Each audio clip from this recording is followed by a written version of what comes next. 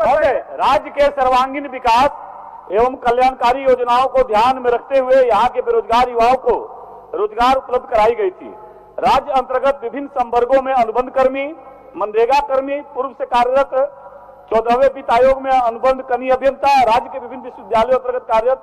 महाविद्यालयों में घंटी आधारित अनुबंध सहायक प्राध्यापक, शिक्षकेतर कर्मी, राज्य के सभी जिला और प्रखंड स्तरीय कार्यालयों में कार्यरत अनुबंध कर्मी, स्वच्छ भारत मिशन सहित स्वास्थ्य, चिकित्सा, परिवार कल्याण विभाग के, नगर विकास विभाग, पेयजल स्वच्छता विभाग, स्कूली शिक्षा साक्षरता विभाग एवं अन्य परियोजना अंतर्गत कार्यरत कर्मियों जैसे हजारों अनुबंध कर्मियों को उसी संवर्ग से हटा करके पुनः नए प्रक्रिया के तहत राज्य सरकार उन्हीं संवर्गों के लिए नियुक्ति करने जा रही है। पूर्व से कार्यरत कर्मियों के लिए न्यायसंगत प्रतीत नहीं होता। वे सभी अनुभवी है तथा उनकी उम्र भी नए सिरे से नियोजन प्रक्रिया हेतु अर्हता नहीं रख पाते हैं। साथ ही वर्तमान में अभी बाह्य स्रोतों से भी राज्य अंतर्गत विभिन्न विभागों द्वारा निविदा निकाल करके प्रखंड, जिला एवं राज्य मुख्यालय में कार्य लिए जा रहे हैं, परंतु उन सबों के लिए एक निर्धारित नीति नहीं बनी हुई है, जिससे उनके समक्ष एक समय के बाद कार्य योजना पूर्ण कर निकाले जाने के बाद रोजगार से वंचित हो जाते हैं। अतः मैं सरकार से मांग करता हूं कि उक्त वर्णित संवर्गों में पूर्व से कार्यरत कर्मियों के मानदेय में वृद्धि, उनके अस्थायी समायोजन हेतु एक निधि निर्धारण करते हुए समुचित अवसर दिया जाए। माननीय मुख्यमंत्री जी। अध्यक्ष महोदय, माननीय विधायक मीरा जी ने राज्य के सभी लगभग अनुबंध कर्मियों के विषय में सवाल पूछा है। अध्यक्ष महोदय, इस विषय में कहना चाहूंगा कि संविदा पर जितने भी कार्यरत कर्मी हैं, उनकी सेवा शर्तों को निर्धारण, उनके समायोजन के बिंदु पर विकास आयुक्त की अध्यक्षता पर एक कमेटी गठित की गई है अध्यक्ष महोदय, और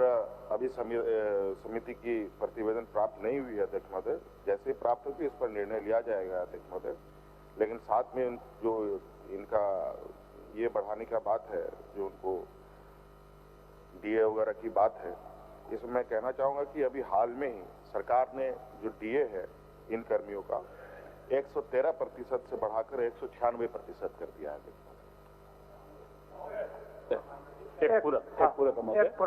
केवल महोदय,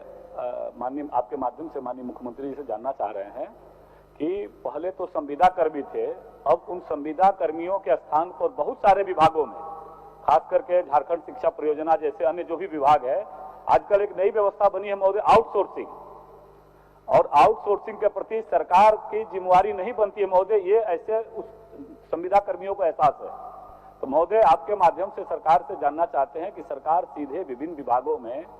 इस प्रकार की जो नियुक्तियां होती है, जो यहाँ राज्य के बेरोजगार युवा आते हैं, ये आउटसोर्सिंग शब्द को हटा करके सीधे संविदा कर्मियों को रखने के बारे में विचार करेगी और उनके अस्थायी समायोजन के बारे में विचार करेगी। माननीय मंत्री। अध्यक्ष महोदय, जहां तक आउटसोर्सिंग का बात है अध्यक्ष महोदय, आज के समय में रोजगार को लेकर राज्य सरकार, केंद्र सरकार, विभिन्न राज्य की सरकारें गंभीर रहती हैं, और लगभग राज्य सरकार नहीं, केंद्र सरकार में भी आउटसोर्सिंग की प्रावधान पहले से ही विद्यमान है अध्यक्ष महोदय। और इसी को लेकर आपने पूर्व में इस सदन से ही स्थानीय लोगों को 50% का आरक्षण देने का भी हम लोगों ने प्राइवेट ईए में रोजगार देने का निर्णय लिया है अध्यक्ष महोदय। हाँ, 75%, 75%। और अध्यक्ष महोदय, और जहां तक आउटसोर्सिंग का विषय है अध्यक्ष महोदय, इस विषय पर केंद्र सरकार कई योजनाएं प्रारंभ करती है, राज्य सरकार कई योजनाएं सम्मिलित रूप से चलाती है अध्यक्ष महोदय, और ये योजना थोड़े समय के लिए होता है अध्यक्ष महोदय, और ये समय क्या हो सकता है, केंद्र सरकार उसको समय समय पर निर्धारित करती है अध्यक्ष महोदय। और ऐसे हालात में अध्यक्ष महोदय काम भी कराना है तो कुछ लोगों को तो एंगेज उसी तरीके से ही करना पड़ता है अध्यक्ष महोदय। और अभी इस आउटसोर्सिंग का समाधान के लिए सरकार गंभीर है अध्यक्ष महोदय। इस विषय पर राज्य में जहां जहां आउटसोर्सिंग के लोग हैं, इसका कैसे परमानेंट समाधान निकाला जाए, इस पर सरकार विचार कर रही है अध्यक्ष महोदय।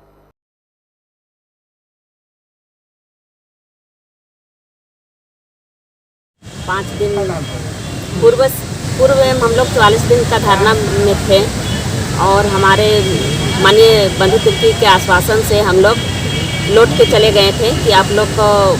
हटाया नहीं जाएगा, आप लोग को पुनः रखा जाएगा। पर हम लोग जाने के बाद हम लोग का ऐसा हुआ कि हम लोग देख रहे हैं कि हम लोग को मार्च तक का एक्सटेंशन देने के बाद भी सभी जगह वैकेंसी निकाल रही है। वैकेंसी को देखते हुए हम लोग पुनः धरना स्थल पर आए हुए हैं धरना देने के लिए। हम लोग मजबूर हो गए क्योंकि हम लोग जब काम कर रहे हैं और हम लोग रहते हुए वैकेंसी निकाला जा रहा है, तो इसको देखते हुए हम लोग बर्दाश्त नहीं हो सका कि हम लोग घर में बैठे रहें। इसलिए हम लोग पुनः धरना पर आए हैं। 3 तारीख से धरना दिए हुए हैं, आज 5वां दिन हो गया है और 5 दिन धरना में बैठे हुए हैं, पर आज तक हमारे विभागीय मंत्री नहीं आए हुए हैं, न कोई भी विभाग से विधायक महोदय आए हैं कि क्या पुनः फिर आए हैं, किस विचार से आए हैं, क्या मतलब इन लोग को क्या है। तो हम लोग का यही कहना है कि हम लोग तो एक सूत्री मांग रखे हैं कि हम लोग को समायोजन कर लीजिए, इसके अलावा कुछ नहीं मांगे हैं। फिर भी हम लोग का मतलब दोहरी नीति जैसा करते हैं कि एक तरफ वैकेंसी निकाल रहे हैं, हम लोग को एक तरफ बोलते हैं काम कीजिए, तो हम लोग किस तरह से काम करेंगे। और हम लोग का लगता है कि कल हम लोग का कोर्ट का डेट है, कोर्ट का डेट के लिए हम लोग 5 दिन धरना में चुपचाप बैठे हुए हैं, पर कल की यदि सुनवाई हम लोग के पक्ष में नहीं होती है तो हम लोग का जो धारणा है वो उग्र हो जाएगा। और जिस तरह कहता है कि मरता कुछ नहीं क्या नहीं करता, उस तरह हम लोग कल से धरना बैठेंगे और हम लोग मंत्री का घेराव करेंगे, उनके आवास को घेराव करेंगे और आगे जो भी होगा वो उग्र होगा। इसलिए हम मीडिया वाला से बहुत बहुत धन्यवाद करते हैं कि हमारे बात तक जितना बातें हैं, हमारे दुख हैं, दर्द है, उनको मंत्री तक पहुंचाएं, ताकि हम लोग को 2 दिन में कुछ करें, ताकि हम लोग यहाँ रहें और हम लोग समाजन हम लोग को कर ले। और नहीं करेंगे तो हम लोग ये आंदोलन उग्र करेंगे। इसके लिए जो भी होगा आगे हम लोग जो घर में बैठ के हम लोग बिना खाए पिए मर रहे हैं, तो हम लोग